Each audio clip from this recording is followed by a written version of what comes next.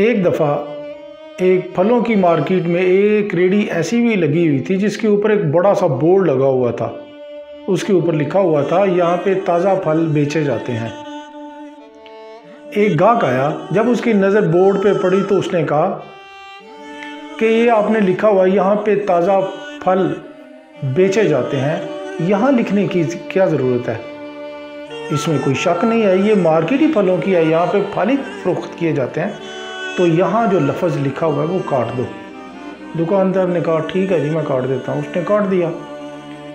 कुछ 10 मिनट बाद एक दूसरा गाहक आया और उसकी नज़र जब बोर्ड पे पड़ी तो देखा कि लिखा हुआ था ताज़ा फल बेचे जाते हैं।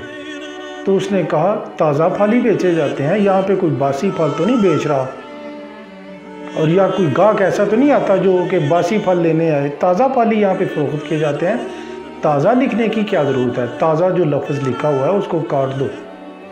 दुकानदार ने कहा जी ठीक है, मैं काट देता हूँ। उसने वो लफ्ज़ काट दिया, ताज़ा भी। अब सिर्फ लिखा हुआ था फल बेचे जाते हैं।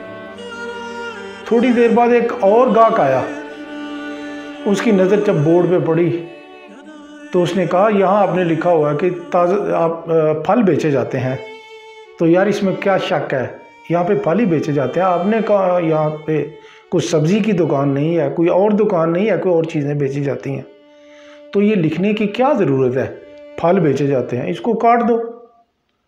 उसने कहा जी ठीक है।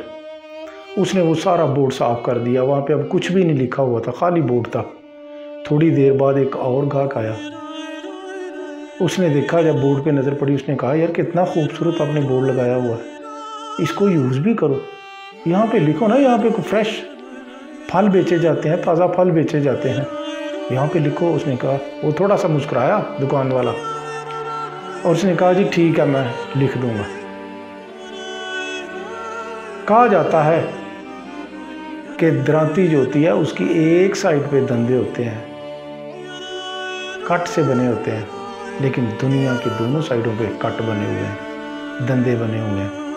अगर आप दुनिया की बातों पे जाएंगे तो आप कभी भी एक बैलेंस ज़िंदगी नहीं गुजार पाएंगे, वो आपको डावाडोल रखेंगे, कभी इधर की बात, कभी उधर, कभी इधर।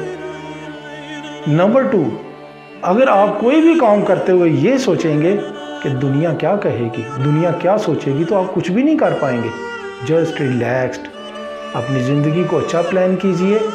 Number 2, have firm belief in God. And number 3, फिर अपने काम पे जुट जाइए, उसको कर गुजरिए। नो डाउट कि आप इंशाल्लाह उसमें कामयाब होंगे। अल्लाह पाक हमें खुशियाँ दे और खुशियाँ बांटने की तौफीक दे।